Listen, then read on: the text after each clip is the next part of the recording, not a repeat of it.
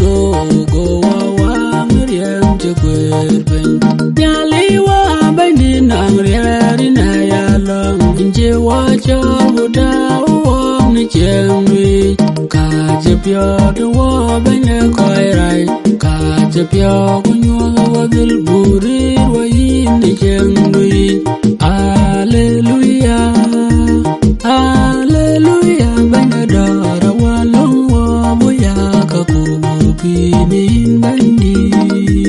Hallelujah, Hallelujah, miada banchen wanyana penyenam. Inyuanyi nekachaga chakimanda kol kupai kucheria. Chiera token nuamde, akola token nuamde, kupaya kan nuamde, kuwaga ya wayadur. Hallelujah, Hallelujah, banyadara walong wabuya kakubupinin bandi. Hallelujah, Hallelujah.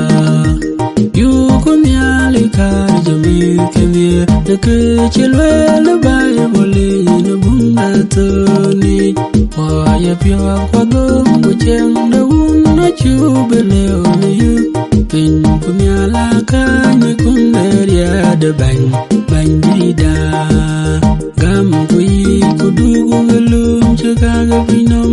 Hallelujah, Hallelujah, banyadara walong wabuya kakubupinin bandit. Hallelujah, Hallelujah. Barbar nyong da wi, barbar koin da walk, barbar maling da bi. Barbaran jang da mi arayen wa cha kuwa jai ben ware cha ben ware wada de kulu ben kulu lung da binong tulu ka wai kwa ina kayu jal ba walum ka waya mel bu ban bu bini ni jengwi. Hallelujah, Hallelujah, banyadara walong wa buya kakubu bini bandit.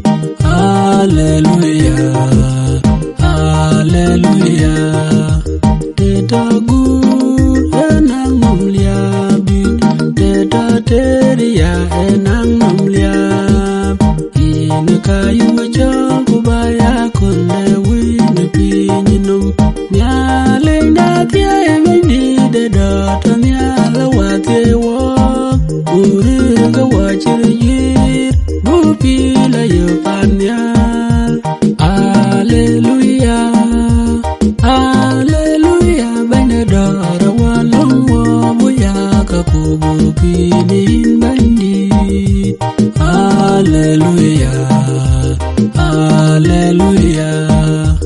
Wawadya wakaya nyaligam yuru charapya wika bandi vakela jejeta unitioviwan ugumanta unitiamagirko.